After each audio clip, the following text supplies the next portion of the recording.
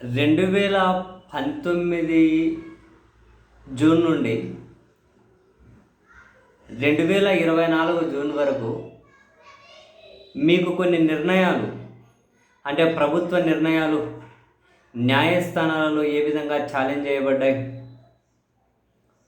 న్యాయస్థానాలు ఏ స్థాయి వరకు వెళ్ళి ఇన్వాల్వ్ అయ్యాయి, ఎలాంటి పిటిషన్లు పడ్డాయి, ఎలాంటి తీర్పులు వచ్చాయి, ఏ విధంగా బ్రేకులు పడ్డాయి, ఏ విధంగా స్టేలు వచ్చాయి, ఏమైనా గుర్తున్నాయి మీకు? కొన్నైనా గుర్తు లేకపోతే నేను కొన్ని గుర్తు చేస్తాను, పెద్ద పెద్దవి కాదు, కొన్ని గుర్తు చేస్తా. మనం మాట్లాడుకున్నవే. జగన్ హయాంలో ఒక పిటిషన్ ఏం పడింది హైకోర్టులో, ముఖ్యమంత్రిని మార్చేయండి అని పడింది. తిరుమలకు సంబంధించి ఏదో వీళ్ళు లేని ఇష్యూని రైజ్ చేసి ముఖ్యమంత్రిని మార్చేయండి, ముఖ్యమంత్రిని దించేసే విధంగా ఆర్డర్స్ ఇవ్వండి అని చెప్పి హైకోర్టులో పిటిషన్ ఇచ్చారు. ఇంకో పిటిషన్, నాకు పింఛన్ రాలేదు అని చెప్పి హైకోర్టులో పిటిషన్ వేశారు. ఇంకో పిటిషన్, రోడ్డు మీద ఒక డివైడర్ ఉంటే ఆ డివైడర్ను తొలగించారట. రోడ్డు మీద ఒక డివైడర్, అది కూడా ఓ 12 మీటర్లేమో డివైడర్ను తొలగించారు, ప్రభుత్వం మీద చర్యలు తీసుకోండి అని ఒక పిటిషన్ పడింది. ఇవి చాలా చిన్నవి. వాళ్ళు ఏ నిర్ణయం తీసుకున్నా దాని మీద పిటిషన్ పడింది, ఎలాంటి నిర్ణయం తీసుకున్నా పిటిషన్ పడింది. చాలా వాటిలో రకరకాల తీర్పులు వచ్చాయి. ఇక తిరుమలకు సంబంధించి అయితే మనం చెప్పక్కర్లే, విశాఖకు సంబంధించి అయితే చెప్పక్కర్లే, అమరావతికి సంబంధించి అయితే చెప్పక్కర్లే. మనకు అనిపించింది, ఓ న్యాయస్థానాలు ఇంత అద్భుతంగా పనిచేయొచ్చా, న్యాయస్థానాల ద్వారా ఇన్ని అద్భుతాలు సాధించవచ్చా అని. కానీ అదేంటో ఈ గత 10 నెలల కాలం నుండి ప్రభుత్వం తీసుకునే ఏ నిర్ణయము న్యాయస్థానాల్లో ఛాలెంజ్ చేయబడడం లేదు. ఏ నిర్ణయంలో కూడా హైకోర్టులు ఇన్వాల్వ్ అయ్యి సీరియస్గా ఆర్డర్స్ ఇచ్చినట్లు కూడా నేనైతే చూడలేదు.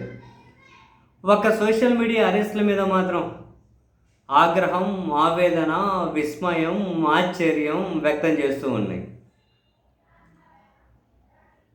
తాజాగా నిబంధనలు ఉల్లంఘించుకుంటూ పారదర్శకతకు పాతరేసి టెండర్లు లేకుండా 99 సంవత్సరాలకు లూలు గ్రూప్కి 2000 కోట్ల ఆస్తి, ప్రభుత్వ ఆస్తి ప్రభుత్వం ఆ గ్రూప్కి ఇచ్చేసింది.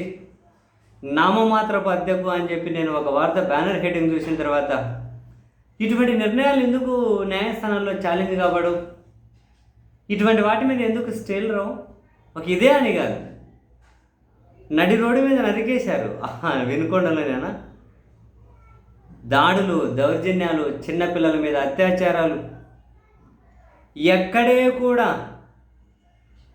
ఏ నిర్ణయం మీద కూడా హైకోర్టు సీరియస్గా ఆర్డర్స్ ఇచ్చినట్లు కానీ, సరే వాళ్ళు సుమోటోగా తీసుకున్నట్లు కానీ, ఎవరైనా గొప్ప గొప్పగా పిటిషన్లు వేసి ఛాలెంజ్ చేసినట్లు కానీ మీరు ఎక్కడైనా చూసారా? నేనైతే చూడలేదు. Must serious on this issue నేనైతే చూడలేదు. ఏ అంశం మీద కూడా ప్రభుత్వం ఒక నిర్ణయం తీసుకుంటే అదే ఫైనల్ అయిపోతుంది. నువ్వు సలహాదారుని నియమించు, 4 కిలోమీటర్లకు విమానం వేసుకోము. ఒకసారి తాడేపల్లి నుంచి గుంటూరు దగ్గర ఏడో ఒక దగ్గరికి జగన్ గారు 30 కిలోమీటర్లకు హెలికాప్టర్లో పోయారని, ఆ డబ్బులు జగన్ నుంచి వసూలు చేయమని చెప్పి హైకోర్టులో పిటిషన్ పడింది.